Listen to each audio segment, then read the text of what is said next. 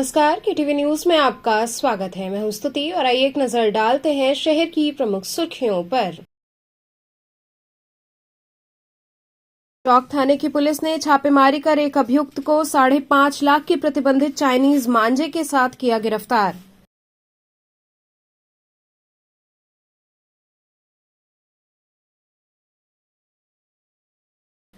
सुबह बनारस क्लब ने चाइनीज मंझे के खिलाफ अभियान चलाकर विद्यार्थियों को इसके बहिष्कार की दिलाई शपथ।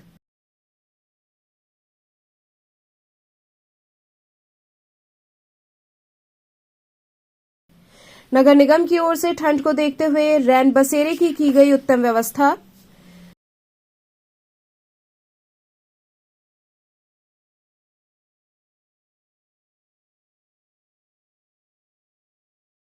और लोक कल्याण की कामना के साथ काशीपुरा क्षेत्र में श्रीमद् भागवत कथा हुई आयोजित।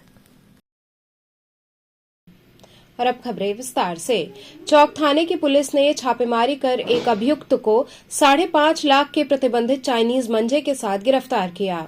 शहर में प्रतिबंधित जानलेवा चाइनीज मंझे के खिलाफ चल रहे अभियान में चौक पुलिस ने छत्तातले गली दाल मंडी स्थित एक मकान के ऊपरी तल पर छापेमारी की। छापेमारी में काफी संख्या में चाइनीज मंझा बरामद होते ही पुलिस ने आरोपित दुकानदार आरिफ अहमद को भी गिरफ्तार कर लिया। आरोपित के खिलाफ संबंधित धाराओं में विधिक कार्रवाई की जा रही है। प्रभारी निरीक्षक थाना चौक और उनकी टीम ने दाल मंडी में मंझे बेचने वालों के खिलाफ अभियान चलाया है। इस मंझे की कीमत 5.5 लाख रुपए बताई जा रही है। किस तरह का खुलासा किया गया है? श्रीमान पुलिस आयुक्त महोदय द्वारा चलाए जा रहे अभियान के अंतर्गत श्रीमान डीसीपी काशी महोदय के निर्देशन में आज चौक थाने क्षेत्र में स्थित दाल मंडी से छत्ता तले के पास अवैध चाइनीज मांझा की बरामदगी की गई है। इसमें एक अभियुक्त भी गिरफ्तार हुआ है जिसका नाम आरिफ अहमद है। इनके ऊपर अभियोग पंजीकृत करके विधिक कार्रवाई की जा रही है। ये लगभग कितने इसके पास से 545 किलो लगभग अवैध चाइनीज मांझा बरामद हुआ है, जिसकी कीमत लगभग 5.5 लाख रुपए बताई जा रही है। दीदी आप लोग जो बेच रहे हैं इस पे क्या आप कहेंगे?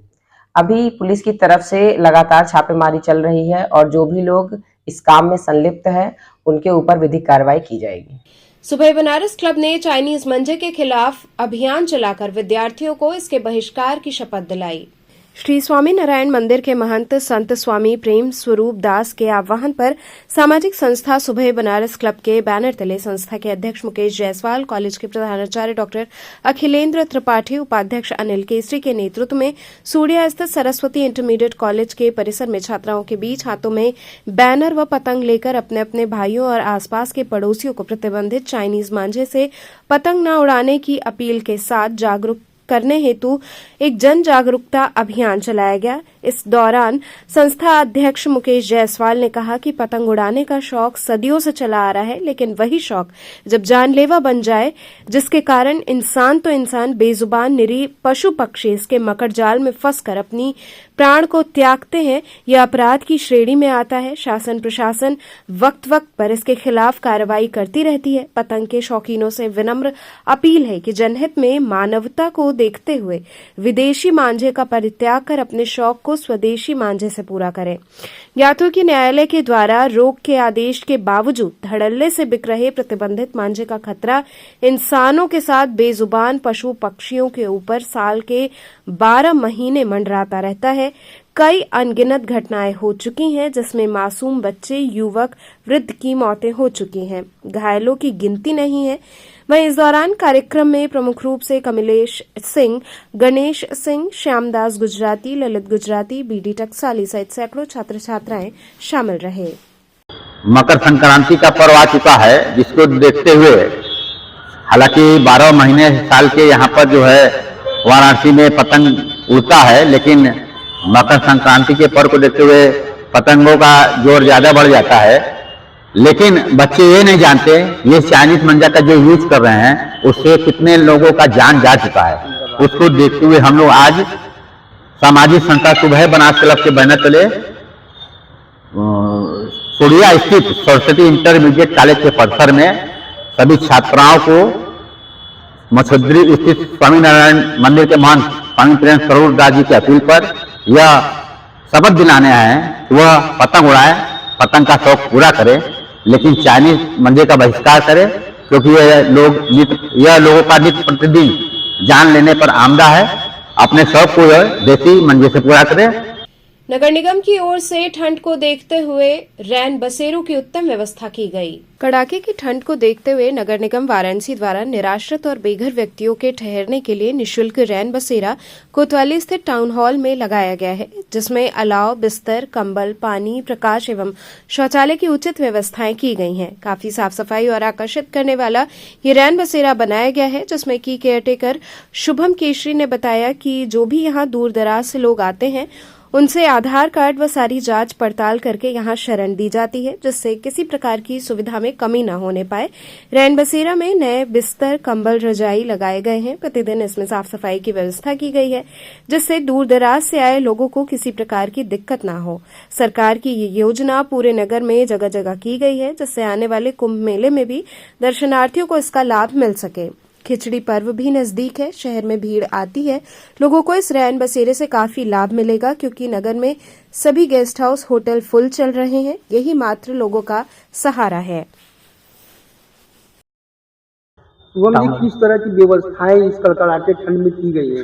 देखिए, इसमें कड़ाके की ठंड में रात में पूरे बेड भर जाते हैं और यहाँ पे 80 बेड है और 80 रजाई तकिया हैं। एक्स्ट्रा भी कुछ हैं, अगर एक्स्ट्रा लोग हो जाते हैं तो उनकी व्यवस्थाएं साइड रोड में की जाती है पूरी। सफाई की क्या व्यवस्था है? नहीं, सफाई वफाई तो बहुत बढ़िया है। आपके सामने भी देखे हुआ कि फॉगिंग वगैरह भी मारी जाती है, सुबह भी सफाई होती है, शाम को भी होती है। तमाम तरह के लोग आते हैं रैन बसेरों में, तो क्या जांच पड़ताल के बाद भी? हाँ जी, यहाँ पे जांच पड़ताल भी होती है, सर भी बैठे रहते हैं। दूसरी बात, बिना एंट्री, बिना आधार वगैरह, मोबाइल नंबर, नाम उनके बिना एंट्री नहीं होती है। और पीने खाने वाले की एकदम एंट्री नहीं है। ऐसे जब अच्छे लोग आए वहीं दो एंट्री है, नहीं की लोकल की नहीं, ज़्यादा अगर बाहर ही आ रहे हैं इस समय दर्शन। किसके द्वारा ये लगाई गई है? ये नगर निगम ही द्वारा लगाई गई है। तो आप लोग कितने बजे से कितने बजे तक की ड्यूटी यहाँ तो मेरी तो यहाँ 12 घंटे की, सुबह 8 से लेकर रात को 8 बजे से है और रात के 8 बजे से लेकर सुबह 8 बजे तक है। तो लगातार सारे लोगों जिस तरह से कुंभ का स्नान वगैरह भीड़ आ रही है, उस तरह व्यवस्थाएं पूरी है? हाँ, व्यवस्थाएं पूरी हैं। कुंभ की आ रही है, कुंभ स्टार्ट भी होने वाली है 13 तारीख से, तो इससे पहले ही सब लगा दिया गया है। लेकिन वैसे भी कुंभ से इस साल है, लेकिन इसके पहले भी लगा दिया जाता था। हमेशा मतलब हमेशा, हाँ, परमानेंट रहता है। लोक कल्याण की कामना के साथ काशीपुरा क्षेत्र में श्रीमद् भागवत कथा का आयोजन हुआ। नववर्ष के अवसर पर लोक कल्याण की कामना के साथ हर वर्ष की भांति इस वर्ष भी काशीपुरा क्षेत्र में श्रीमद् भागवत कथा का आयोजन किया गया। कथाव्यास बृजेंद्र जी महाराज के श्रीमुख से भक्तों ने संगीत में श्रीमद् भागवत कथा का रसपान किया और स्वयं को धन्य माना। कथाव्यास बृजेंद्र जी महाराज ने बताया कि ये 7 दिवसीय श्रीमद् भागवत महापुराण प्रवचन अनुष्ठान है, जो कि आयोजक अशोक कसेरा द्वारा लोक कल्याण के निमित्त कराया गया है। उन्होंने कहा कि ये भागवत है जो हमें संस्कारित करती है। ऐसे में हर किसी को श्रीमद् भागवत का श्रवण अवश्य करना चाहिए। वहीं आयोजक अशोक कसेरा ने बताया कि आज कथा का 4th दिवस है, जिसमें भगवान श्री कृष्ण का जन्मोत्सव मनाया गया है। जन्मोत्सव की संपूर्ण झांकी से सभी भक्तगण झूम उठे हैं।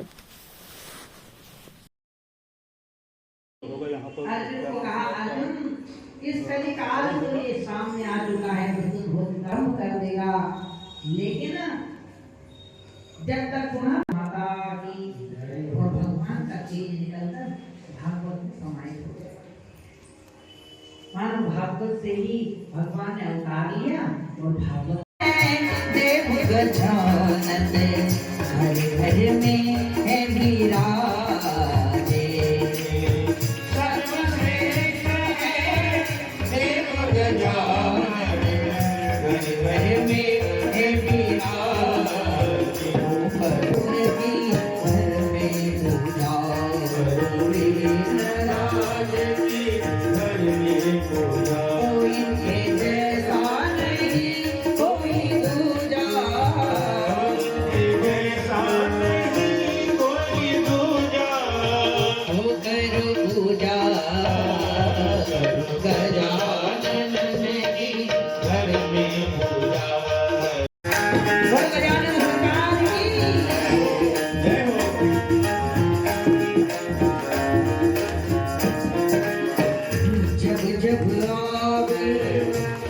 ये सप्तदिवसीय श्रीमद् भागवत महापुराण प्रवचन अनुष्ठान है और यह व्यापारियों में श्रेष्ठ हमारे अशोक भैया अशोक कसेरा जी के माध्यम से लोक कल्याण के निमित्त में और काशी में भगवान कृष्ण की भक्ति का उत्थान हो, जागृति हो। क्यों? क्योंकि शिवस्य हृदयम विष्णु हो, विष्णुस्य हृदयम शिव। शिव के हृदय में ही भगवान विष्णु का वास है, विष्णु के हृदय में ही शिव का वास है। इसीलिए भगवान को काशी प्रिय है, क्योंकि यहाँ पर राम नाम की अखंड माला 24 घंटे निरंतर चलती रहती है। इसलिए नगरी हरिहरात्मक स्वरूप है। हमारे यहाँ काशी में विष्णु काशी भी बिंदु माधव तीर्थ में स्थापित है, जिसको विष्णु काशी कहते हैं, और ये शिव काशी है। इसलिए काशी स्वयं ही हरिहरात्मक स्वरूप है। और यहाँ जब तक दोनों देवताओं की उपासना नहीं होगी, तब तक दोनों का एकत्रीकरण कैसे होगा? कथा के माध्यम से क्या संदेश देने का प्रयास है? ये भागवत है, ये जीवन को संस्कारित करती है। हमारे आज के लोग गलत मार्गों पर बहुत जल्दी ही तीव्रता से अधिक धन पाने के लालच में, अधिक ऐश्वर्य पाने के लालच में भाग रहे हैं और भागते भागते अधोगति में चले जाते हैं, बुरे कर्मों में चले जाते हैं। उनसे बचाने का ही मुख्य उद्देश्य भागवत प्रवचन सुनाना है। और लोक कल्याण और अपने पुत्र के निमित्त यह श्रीमद् भागवत कथा का आयोजन कराया जा रहा है। यह सप्तदिवसीय है, संगीतमय है, लोक कल्याण के लिए श्लोक कराया जा रहा है। यह आप भागवत बहुत सारे होते होंगे, लेकिन ये जो भागवत है, यह पारायण के साथ हो रहा है। आप देखेंगे यहाँ मंडप बने हुए हैं और आज भागवत कथा का चतुर्थ दिवस है। चतुर्थ दिवस में आज ही भगवान श्री कृष्ण का जन्मोत्सव मनाया गया है और आप देख रहे हैं कि मंडप इतना सुंदर सजा हुआ है और बहुत ही अच्छा, मतलब कि यहाँ से जो है भागवत का प्रसारण हो रहा है। हम सभी लोगों से आग्रह करते हैं कि ज्यादा से ज्यादा लोग यहाँ पर आए और भागवत कथा का रसपान करें, क्योंकि लाभ मिलेगा भक्तों को इस रसपान से? क्या कितना लाभ मिलेगा? लाभ यह पुण्य का अथाह सागर है। इसमें जितना डुबकी लगाएंगे उतना उनको लाभ मिलेगा। ये जितना जिसका पात्र है वो उतना उसका मतलब उसमें जल भराएगा। यह इतनी भागवत श्रीमद् भागवत कथा जो है रस का भंडार है। इसमें गोता लगाते जाइए और आप जितना लगाएंगे उतनी आपको रस मिलेगा, उतनी आनंद मिलेगा। यह श्रीमद् भागवत कथा का आयोजन बहुत होता है। लोग कहते हैं कि इससे क्या फायदा है? फायदा ही फायदा है, कुछ नहीं, घाटा ही नहीं है। जमीन बिक्री के नाम पर करोड़ों का गबन करने वाला एक अभियुक्त व एक अन्य सारनाथ पुलिस के हत्थे चढ़ा। जमीन बिक्री के नाम पर करोड़ों रुपए के गबन का मामला सामने आया। ये पूरा मामला सारनाथ थाना क्षेत्र के अंतर्गत का बताया जा रहा है, जहां पुलिस ने अभियुक्त अवधेश कुमार के साथ एक अन्य को गिरफ्तार किया है। बताया जा रहा है कि 2 दर्जन लोगों से उसने जमीन खरीदने और बेचने के नाम पर इन्वेस्टमेंट करवाया था। पुलिस द्वारा अभियुक्त से पूछताछ की जा रही है। वहीं गिरफ्तारी की सूचना पर पीड़ित थाने पहुंचे और पैसे रिफंड किए जाने की मांग की। ये थाना सारनाथ पे अपराध संख्या 472/24 जो कि फ्रॉड के सेक्शन में पंजीकृत किया गया था, जिसके जो वांछित अभियुक्त थे अवधेश कुमार और चंद्रमणि, इनको जो है आज थाना लाया गया है। इन्होंने लगभग अभी जो प्राथमिक जो अभी तक जानकारी मिली है 20-25 व्यक्तियों के साथ जो है इन्वेस्टमेंट के नाम पे या प्लॉट दिखाने के नाम पर लोगों से पैसा लेकर कुछ रिटर्न करने के नाम पर पैसा इन लोगों से लिया और इनका पैसा वापस नहीं किया गया। सर कितना पैसा अभी तक अमाउंट आया है कि कितना इन्होंने लिया है? चेक से लिया है कि कैश से लिया है? जो अभी तक की पूछताछ की गई उसमें इनके द्वारा जो है चेक के थ्रू पैसा लिया गया है और अभी तक लगभग 3 करोड़ रुपया लोगों से लेने की बात प्रकाश में आई है। कुछ पैसा वापस भी किया गया है, लेकिन कई सारा पैसा अभी तक इन्होंने वापस नहीं किया। सर क्या ये खाली सारनाथ क्षेत्रों से ही पार्टी को ऐसे धोखाधड़ी से पैसा लिया गया कि और कोई क्षेत्रों में और लोगों को भी बनाया गया है? नहीं, ये अन्य जगहों के भी लोग हैं और इनके जो अभी हम जो है सारे बैंक डिटेल, पैन नंबर, आधार नंबर, इन सब का भी डिटेल लेकर इनके खातों की जानकारी प्राप्त कर कि इन्होंने कहाँ से पैसा लिया है या इन्होंने फर्दर कहाँ इन्होंने इन्वेस्टमेंट किया है, तो वो पूरी जो चेन है वो इस्टेब्लिश कर इनके खिलाफ कार्रवाई की जाएगी। क्या इसके पहले भी इनके पे कोई क्या केस वगैरह ऐसा है कि पहली बार इनके साथ ऐसा है? अभी तक तो इस स्थानीय पर तो यही पहला मुकदमा पंजीकृत है। फिर भी हम लोग जो है जो हमारे CCTVs है और अन्य संसाधनों से इनका जो क्रिमिनल रिकॉर्ड ऐसा कुछ है तो उसको भी देखने का कर रहे हैं। सर इसमें कितने लोग शामिल हैं लगभग कुछ? जो प्रारंभिक पूछताछ है उसके हिसाब से जो अभी तक 2 नाम प्रकाश में आए हैं, फिर भी हम इन पर गहनता से जो इनके अकाउंट डिटेल्स हैं उनका डिटेल देखकर जो भी अन्य व्यक्ति भी होंगे तो उनको भी हम लोग कार्रवाई करेंगे। ये क्या मामला है, कहाँ पे आई हैं? मेरा नाम सुमन है और मैं यहाँ आई हूँ सारनाथ थाना में। मेरा 7.5 लाख रुपया का गमन हो गया इन्होंने स्टॉक मार्केट में, और कहा कि हम नौकरी वगैरह आपको देंगे, ठीक है। उसमें हमारा लगा दिया और अभी तक मेरा कोई गारंटी भी 1 रुपया भी नहीं दिया। तो कैसे आप इनको जानती थी? मेरा उनका चंद्रिक प्रसाद द्वारा उनसे मेरा कॉन्टेक्ट हुआ था। हाँ, उन्होंने मेरा उसमें कैसे लगवाया था। तो क्या कह के लगवाए थे? कि आपको मतलब कि मिलेगा, आपको पैसा मिलेगा, आपको नौकरी भी वो दिलवाएंगे, देंगे आपको, लेकिन ऐसा कुछ भी नहीं। तो क्या आपको उम्मीद है कि पैसा मिल जाएगा आपका? नहीं, मुझे उम्मीद तो बहुत नहीं लग रहा है। मुझे 70% तक उम्मीद है कि मिलेगा। उम्मीद नहीं है मुझे कि अब मिल जाएगा पैसा। हुआ था ऐसा ना कि भैया हम पैसा 5 लाख रुपया रख ले रहा, नहीं हमारा आदमी रख ले रहा, तो हम कहने की बैंक में जमा कर दें, तो उनका एगो दोस्त रहा राम नक्षत्र भैया, तो कहला कि ऐसा ना कि जब पैसा बैंक में रखबा एक जाने हुआ उनके दे देबा तो तुम्हार बढ़ी। हम कहने की मत हमारी लड़की का लड़का खोजा था, जो शादी पड़ जाई तो फिर पैसा दे सकल, तो वो कहला कि वो ना दे तो हम दे अपनी टेट से। आ कहला कि ऐसा ना कि उनके हम कहनी भैया ये पैसा दिवा था ना, वो आदमी के चिन्हल ना जानल कैसी पैसा दियाई, तो कहला कि ऐसा ना कि हम वो आदमी के जानत है, तू ना जानत हो तो हम जानत है, वो तो और पैसा लेके भागी ना। पैसा आपको दिया कुछ ना भैया, ऐसा ना देखिए हमारे लड़की का शादी पड़ गई, 6 महीना का दिन रख ले रहा, 6 महीना से पैसा भैया से कहा राम नक्षत्रों से कि भैया हमें लड़की की शादी लड़का तय हो गया, हमके पैसा 5 लाख रुपया चाहिए तिलक बार अच्छा देवे की खातिर। जहिया तिलक जाए के रात तहिया ले कहना कि हम पैसा दे दे, मतलब आपको पैसा नहीं मिला। BHU IIT के छात्र के खोए लैपटॉप को लंका थाने की पुलिस ने सुपुर्द किया। काशी हिंदू विश्वविद्यालय के IIT के छात्र के खोए लैपटॉप को लंका थाने की पुलिस ने सुपुर्द किया। बताया जा रहा है कि बीते 31 दिसंबर को तनिष्क अग्रवाल नामक छात्र का लैपटॉप ऑटो में छूट गया था, जिसकी शिकायत उन्होंने लंका थाने में दर्ज कराई।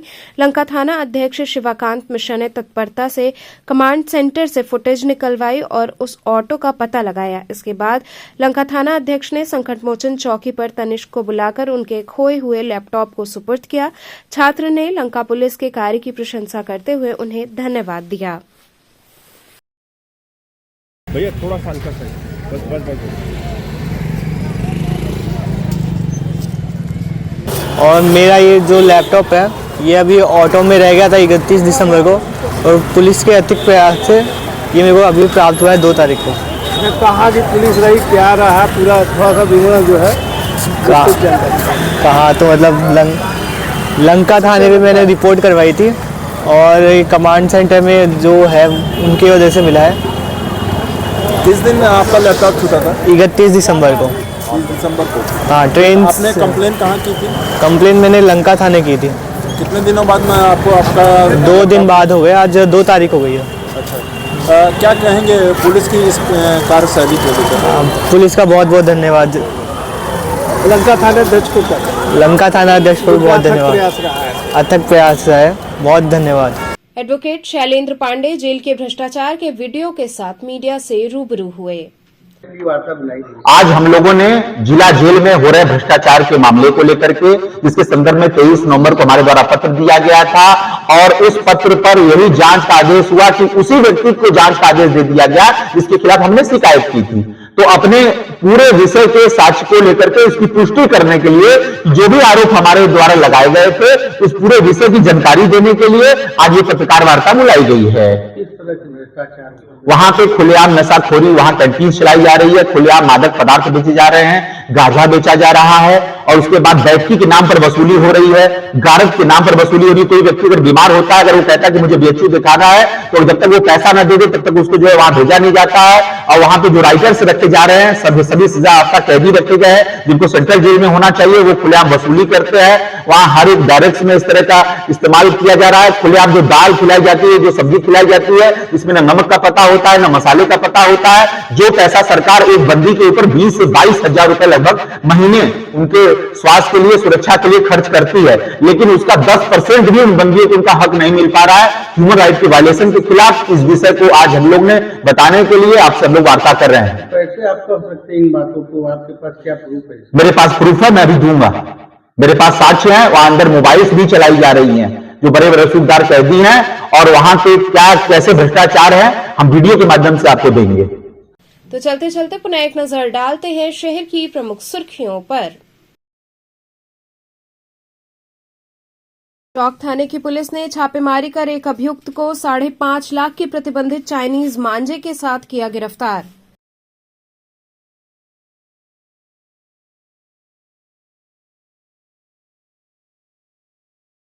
सुबह बनारस क्लब ने चाइनीज मंझे के खिलाफ अभियान चलाकर विद्यार्थियों को इसके बहिष्कार की दिलाई शपथ।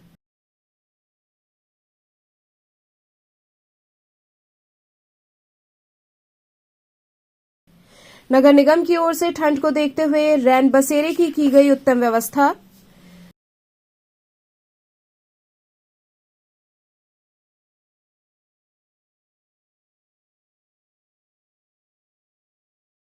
और लोक कल्याण की कामना के साथ काशीपुरा क्षेत्र में श्रीमद् भागवत कथा हुई आयोजित।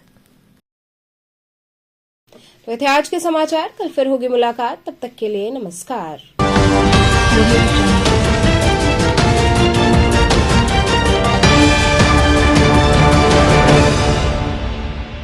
खबरों से जुड़े रहने के लिए हमारे चैनल KTV वाराणसी को सब्सक्राइब करें और लेटेस्ट अपडेट्स के लिए बेल आइकन को प्रेस करें।